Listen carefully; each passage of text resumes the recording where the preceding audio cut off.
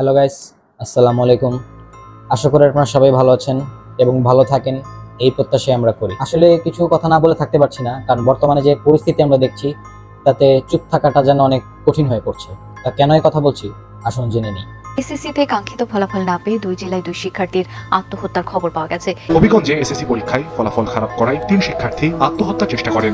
জীবনটা কি এতই সহজলভ্য?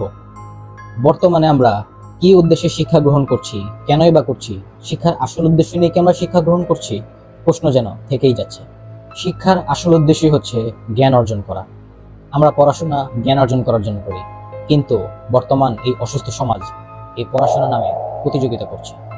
আসলে ছোটবেলা থেকে আমাদেরকে যখন পড়াশোনা শেখানো হয়, তখন এটা বলে শেখানো হয় না যে তোমাকে শিক্ষিত হতে হবে, বরং এটা বলে শেখানো হয় যে তোমাকে ক্লাসে সবার ফার্স্ট হতে হবে, তোমাকে স্কুলের মধ্যে সবার ফার্স্ট থাকতে হবে।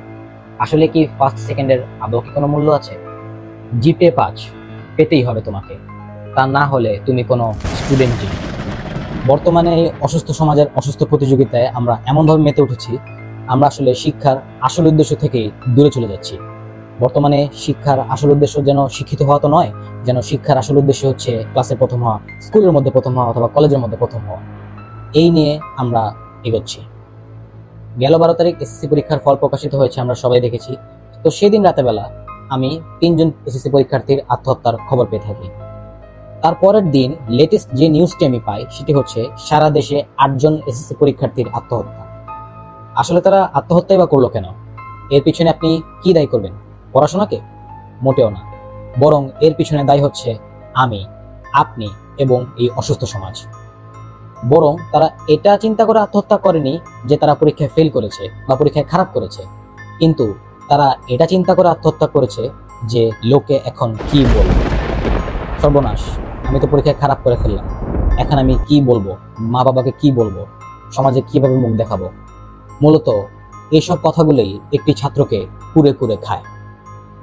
এখন যারা যারা এই দুনিয়া ছেড়ে চলে গেল, আত্মহত্যা করলো, সমাজ কি তাদের এখন হাজার চাইলেও ফিরিয়ে আনতে পারবে? মনে রাখবেন, একটি পরীক্ষার ফল কখনো একজন মানুষের জীবন নির্ধারণ করতে পারবে না বা ভবিষ্যৎ নির্ধারণ করতে পারবে না।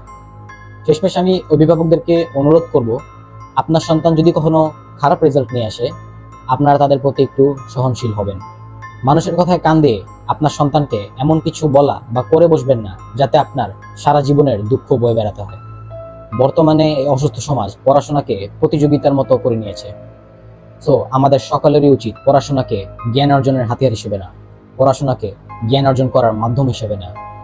কখনো পড়াশোনাকে প্রতিযোগিতার মাধ্যম হিসেবে ব্যবহার করা যাবে না, এতে আমাদেরই ক্ষতি হবে। তো সবাই আমরা প্রতিজ্ঞা করি, পড়াশোনা হোক জ্ঞান অর্জন করার জন্য, প্রতিযোগিতার জন্য নয়। ধন্যবাদ।